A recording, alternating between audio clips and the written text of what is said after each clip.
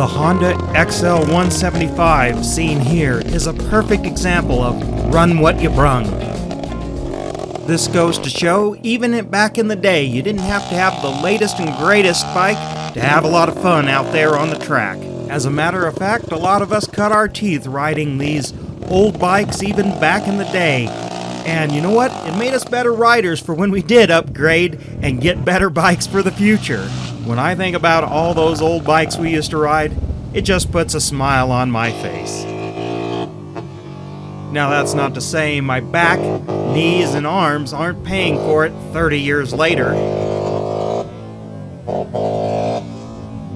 So don't buy into the keeping up with the Joneses. Ride what you have and have a lot of fun. I'm the Junkman, and thanks for watching.